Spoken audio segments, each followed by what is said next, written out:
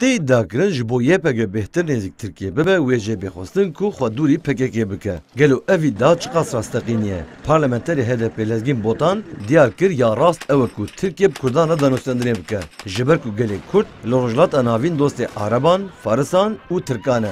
Ne dijminê Tugelan e. Botan got ama kesên dijminatiya Kurdan bikin û bêjin statuya Kurdan û Kurdistanê bila wek berê bimîne yanî wek xulam û xidam bin di înşatên me de bixebitin, leşkeriya me bikin û bila daxwazeke wan ya din jî nîm be. Heger hebe jî ew terorîstin em ê wan bikujin û qetil bikin. Ew kes bila bizanibin êdî ev dem derbas biye û nemimkûn e. Demek ki derece hemberî Başûrî Kurdistanê jî bêrûmetiyekî mezin dikirin. Nokta hatiye mecbur bûn ew heqîqet qebûl kirin û rast jî ev e. Niha aynı tiş bu Rojava jî aynı tişte mecburen.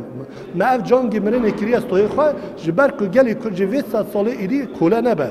Gelê Kurd jî azad wekî Ereb wekî Farisa bê girtin, bê kuştin, bê tirs, bê lerz, bê mijokarî axa xwe da jiyanekî rûmet welatekî azad û demokratîk da bijî. Armanca me ev armanca naguhere. Bo vê jî em amade ne bi her kesê re baxivin danstanî hem parlemenê ne. Hema destê xwe em dirîj hev bikin milê me hev dikeve. Bi boçûna Erdem Gul bingeha siyasî ya Tirkiye ne guncawa ku helwesta li hember YPG biguhere. Sedema wêyekê jî wek ittifaqa di nava AK Parti û MHP de destnîşan dike û dibêje. Ev tifaq astengel ber wan gavên siyasî yên ku di vê derbarê de bên avêtin. Suriye meselesi bizi de ilgilendiriyor. Helbet meseleya Suriye mecenêzik ve alakadar dike. Ew şerê navxwî ye li wir û kêşeyê sînorên Tirkiye giringin. Di vê qonaqê de bi çavê çavdêrekî ez egera wêyekî nabînim ku helwesta Tirkiye ya li hember YPG biguhere. Di heman demê de ez wan îşaretên ku wê YPG û Kurdên li Sûriyê ji PKK cuda tev bigere jî nabînim.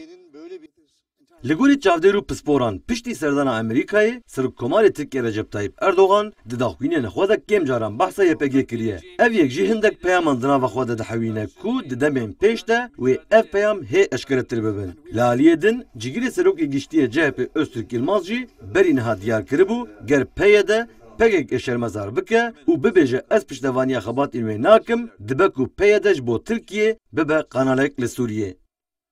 Azad Altun, Kurdistan 24, Ankara.